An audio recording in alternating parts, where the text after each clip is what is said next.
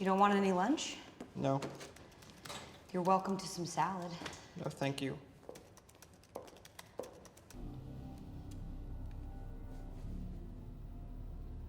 All you had all day was that salad. You want to get something to eat? I can't. There's a scene in the social network, from what I believe, basically empathizes the entire friendship of Mark and Eduardo. It's the scene where Mark first uploads his website, then code to Facebook. You have no idea how much that's going to mean to my father, says Eduardo, after seeing his name on the website's masthead, next to co-founder. Sure I do, says Mark. So when it's gonna go live? Eduardo asks. Right now, Mark says, as if about to kick any possibility for doubt out of the room. He hit send. The site's live, Mark says. Eduardo asks him if he would like to celebrate this achievement by having a drink together. Mark is staring at his computer. I'm buying, Eduardo adds. Mark doesn't hear him. He's still sitting in his office chair, but seems to have left the room. Are you praying? Eduardo asks. If Eduardo could see Mark's face, he would see that his eyes are closed. To Eduardo's disappointment, Mark already seems to be celebrating this achievement. Alone. At its heart, the social network seems to have two sides, that of the artist and the human. Mark represents the artist and Eduardo represents the human. The human lacks artistry and the artist lacks humanity. Both can be categorized into the word meaning. What happens when an artist does not know its own humanity? What happens when a human does not recognize its own artistry? Their creations would lack meaning. This is why people who gain a lot of money or fame remain unhappy. They pursue it for the wrong reasons. They have one thing, but not the other to make it meaningful. Can you imagine Mark and Eduardo switching places during this scene? Can you imagine them not being friends? They despise each other, and yet they need each other, like duelists. What is the duelist without his challenger? Now let's see what are the duelist's weapons. In this scene, Mark and Eduardo are standing outside, just a couple of feet away from the place they were coming from. A lecture hall that has been converted into a Caribbean-themed party room. It even has spotted palm trees. It's why Eduardo is wearing a straw hat with quite an interesting shape, shorts and some other clothes tied to the Caribbean climate. Not to the 20 degrees freezing cold air outside, where Mark and he are talking business. Business, meaning Mark announcing a new exciting idea of his for the Facebook, and Eduardo mainly just listening. Just try to throw a question in there. I can't feel my legs, says Eduardo. Now try to imagine how someone would not mind the cold, would even prefer the cold over a Caribbean-themed party inside. Someone would just have a new idea to add to a creation of theirs that can not only give them redemption, but salvation. And they're announcing it to you because you have something that can make that happen. How would they react? One could come to the conclusion that Eduardo is freezing. One could come to the conclusion that Eduardo wants to go back to the party.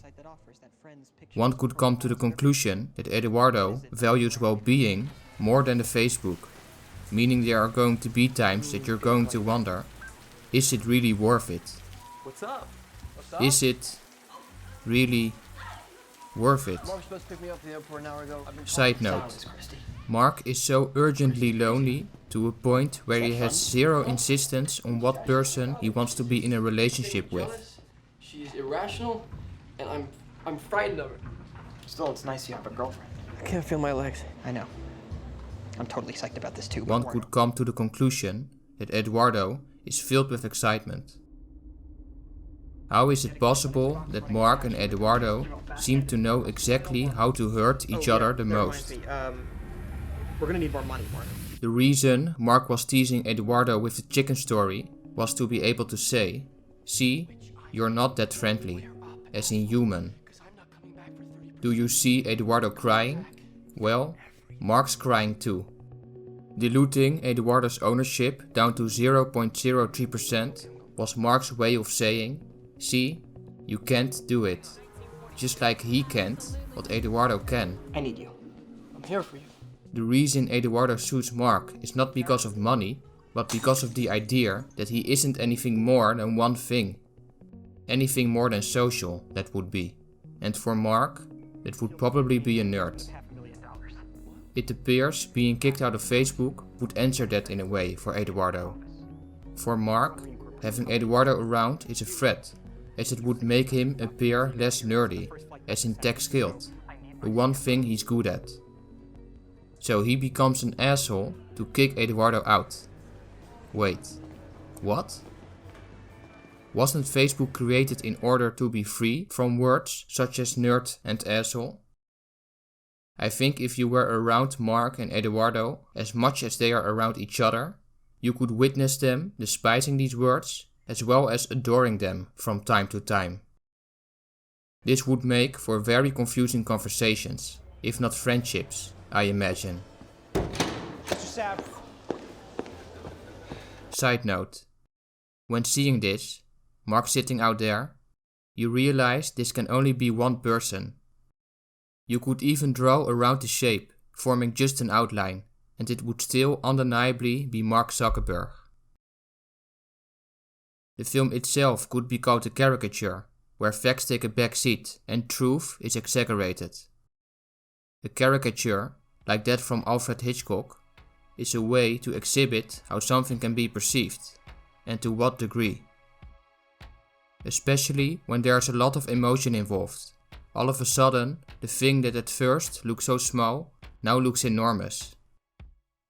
Just like how a mere bathroom at a party can all of a sudden look so beautiful when it's the place associated with meeting someone new, or a place from which you have an overview of everything that takes place outside from it, giving you a whole new perspective.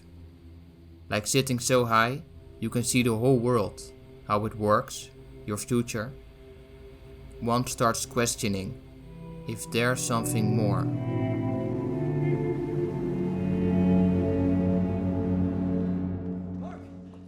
Is there an ending to this? After watching The Social Network, the word nerd probably isn't what you think of last. Neither is asshole, I assume. Whatever these words mean is a mystery to me. It doesn't seem to be a mystery to the characters in this film. After all, these words can be associated with something, which means it can also become something to rely upon. Whenever you feel threatened, you can withdraw by self-categorization. It would be a reason not to do anything, really. If the word nerd, by the ones who use it in this film, means someone who is skilled with computers, even partially, then that very definition allows said nerds to have redemption. They won't feel like they need to learn anything else, essentially because when you're good with computers, you can create Facebook, get rich, and be social or whatever. No, you don't learn how to cycle anymore. You make video games where you can cycle all day by pressing the X button of your controller. No, you don't meet up and get to know a person anymore. You design a dating app to do the work for you. In your art history class, her name is Stephanie Addis. Do you happen to know if she has a boyfriend? Well, it is useful to have these computer skills. It's wasted if it's spent on making things easier. Yes, you've created Facebook.